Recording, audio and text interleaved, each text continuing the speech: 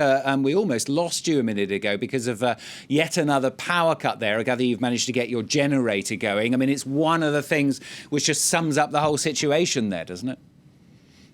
It is exactly one of the daily difficulties people are dealing with for weeks now. There's long been a problem with electricity in Lebanon, but for weeks now there has been so little, just 2 or 3 hours of government-supplied power a day, and the rest of the time what you do have to do, as I just did, is start up these very expensive fuel-powered generators. Many people can't afford those, so the middle of summer, incredibly hot, nobody able to have power inside their homes. That's become a big source of frustration, but it just compounds everything else that's going on here. Really quite a desperate situation now in Lebanon, getting worse by the day. And of course, that's because of that huge slide of the Lebanese lira against the dollar, which at the end of last year was at 1,500 lira to the dollar, as it had been for many years, and now is hovering around the 8,000 mark. So that's an enormous drop in people's purchasing power. And meanwhile, because of both the economic crisis and the COVID-19 closures, many people have lost their jobs, and the people who are earning very little, and as I say, can't really buy anything. Going into shops now, prices have doubled or tripled because Lebanon imports so much, and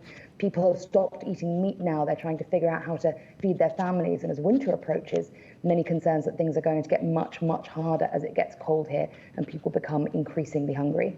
So why is this visit of Le Drian so important then?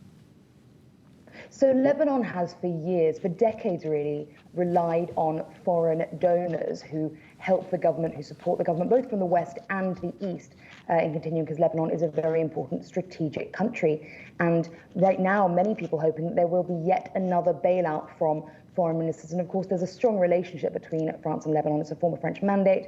The French government has for many years supported the Lebanese government. But right now, all the foreign partners saying, we will not help you. Of course, Lebanon has been negotiating with the IMF, asking for a bailout deal. They want around $10 billion from the IMF. But those negotiations were suspended a month ago after the IMF said the government simply can't agree on how much national debt there actually is, on whether they're going to implement these reforms, because international donors want some austerity reforms put in so that Lebanon might begin to pull itself out of this financial quagmire. There's also this money from the CEDRI European funders from 2 years ago, $11 billion waiting to be unlocked. And so on this visit, of course, Prime Minister Hassan Diab is going to be begging for that money to be unlocked. But once again, what the French Foreign Minister is going to want is for some agreement that those reforms will come in. Now, there have been in the local press rumours that the French are trying to find a way to give Lebanon a bit of money to keep them going.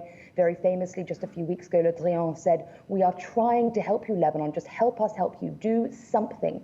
But there have been no reforms in the last 6 months since Hassan Diab's government came in, even though he promised there would be many. And so at the moment, the suggestion is simply that the French are just here to reinforce that message and say, we cannot do anything until you agree to at least some of these reforms and try and get Lebanon back on track. Leila Milan, our correspondent, talking to us there from Beirut.